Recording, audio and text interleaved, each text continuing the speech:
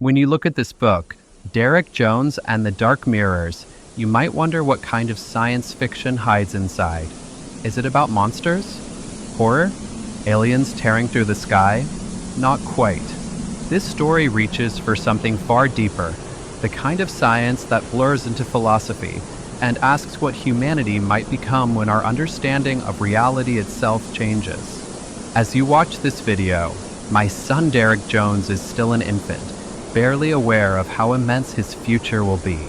And in many ways, he's growing into the same world you are, a world accelerating toward discoveries so vast that even adults struggle to keep pace.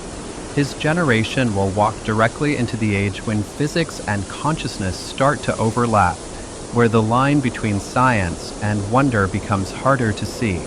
Derek will grow surrounded by people who challenge and inspire him. There's Jenna Collins, his closest friend, his high school sweetheart, and his partner in discovery. Her wit keeps him grounded when everything else begins to spin beyond comprehension. Between them grows a quiet, luminous kind of love, the sort that asks more questions than it answers. Jimmy Foster, the loyal skeptic whose humor shields a tender loyalty that might one day surprise even him. Dr. Elisa Strickland, the physicist whose research into something called obscurium 274 opens the first of many dark mirrors, wormholes made of folded space that let us see across the stars in real time. And Ira Rothbard, the son of a billionaire philanthropist, brilliant in ways even he doesn't fully understand. Ira's friendship with Derek is rare and genuine, a bond built not on wealth or status, but on empathy and shared curiosity.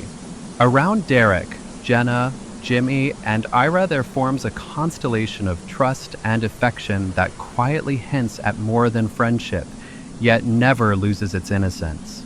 It's love in its earliest and purest form, the kind that makes heroes human. Those mirrors don't lead to other worlds of fantasy. They connect worlds that already exist. They show us civilizations we've never met and governments that might already be watching us. That's where Madame Pentilion enters, powerful, elegant, and centuries older than she appears.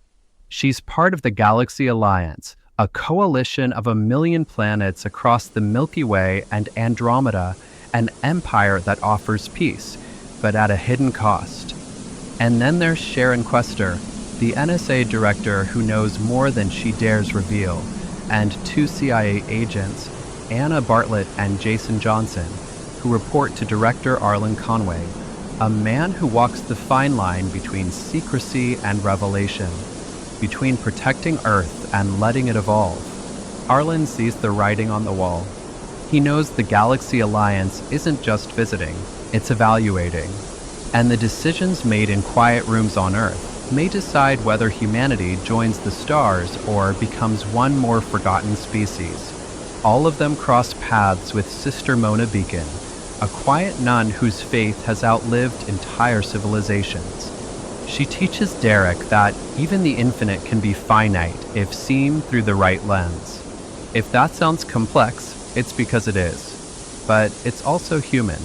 Every mystery in this book begins with a heartbeat, love, loyalty, curiosity, and only then expands into the impossible. Readers who crave realism in their science fiction will feel at home here. There's no magic, only physics we haven't yet mastered. When Sir Isaac Newton saw lightning, he saw mystery. When Michael Faraday studied magnetism, he saw invisible forces dancing in silence. If they could glimpse our satellites, our quantum computers, our AI, they might have called them sorcery. Newton once wrote, "What we know is a drop, what we don't know is an ocean." That truth still stands. Every age calls its ignorance magic until the science catches up. And when that science leaps forward, the pattern repeats. If Sir Isaac Newton could see the Galaxy Alliance, with its vessels moving faster than light, its cities orbiting suns like living halos, he would see what we see, a threshold between understanding and divinity.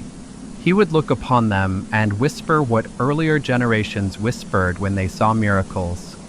And yet, even the Galaxy Alliance looks upward, to the Pentilian species, beings so ancient and evolved that they appear to the Alliance as we once imagined angels, messengers of light and will, existing beyond the gravity of time. Every rung of that ladder of ascendancy reveals a new order of perception. To the Pentilians, science and spirit are the same breath. Creation itself is a living equation. And to us, that's the edge of comprehension, the moment where science fiction becomes the mirror through which we glimpse what faith might look like when written in the language of physics. You'll meet Brian and Amara Collins, whose family secrets reach far beyond Earth. You'll follow government missions, lunar discoveries, and moments of pure awe when the impossible becomes logical right before your eyes. The tone? Suspenseful, but never grim. Thrilling, but not horror. It's meant for readers who want to think, to feel that strange mix of fear and wonder when you realize the universe might be listening back. This isn't a story for children, but it's one young readers can grow into. It doesn't sugarcoat truth, but it never loses hope. It's about courage, the courage to ask questions so big they make the stars themselves seem small.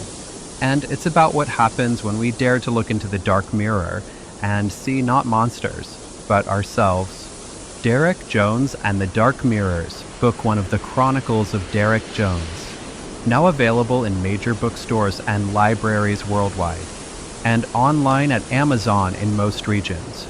Sometimes, the mirror doesn't just show you where you are. It shows you how far humanity can go.